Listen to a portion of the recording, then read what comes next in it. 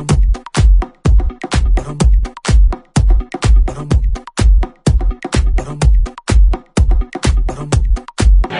Stefán, þú ert vefhetja ársins 2011 Nexpo veluna. Hvernig líst þér á það? Bara mjög vel, mér finnst þetta flott framtak hjá ykkur félagunum að efna til þessara veluna. Þetta hvatning fyrir þennan geira og óvænt ánægja fyrir mig að vera í þessum glæsilega hópi. Hvernig þetta þegar þú ert á skrifstofunni og ert að fara að setja status á Facebook? Er það auðvelt verkefni?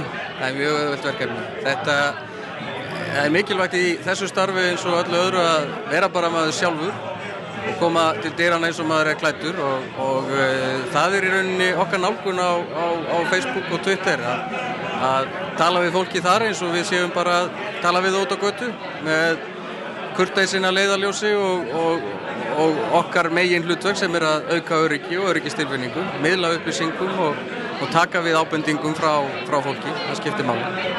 Glæsilegt, það er rétt. Segðu mér, manstu hvað þú með marga fylgjendur?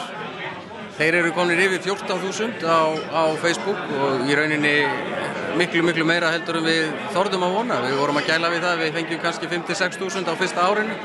Það var komið á fyrstu 2–3 mánuðum og síðan vext þetta bara dag frá degi og svolítið gaman að fylgjast með því að þegar við setjum inn jákvæða fréttir sem menn sjá ástæðu til þess að deila að þá eykst fylgjendafjöldin mjög hratt og það er greinileg eftirspurn eftir jákvæðum fréttum í þessu samfélagi og fjölmiðlarnir bara er ekki að kveikja á því.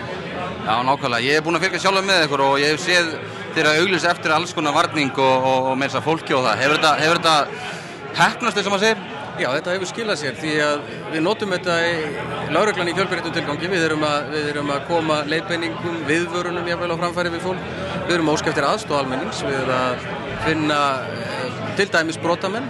Við erum að auglýsa og sýna þýfi í þeim tilgangi að koma því út til þeirra sem hafa orðið fyrir barðinum á þjófum og þannig að notkunarmöguleikarnir eru í rauninni afar fjölbreyttir og við erum ennþá að læra hvernig hægt er að nota þetta og það kemur okkur sífellt á óvart. Og svo á móti kemur að almenningur er að nota Facebook til þess að koma upplýsingum til okkar, ábendingum það sem á betur fara. Til dæmis ef að lögreglumönnum verður það á að leggja ólöglega, þá eru við fljót að fá mynd af uppátækinu inn á Facebook og það gefur okkur færi til þess að taka á því. Þetta veitir okkur þar af leiðandi aukið aðhald.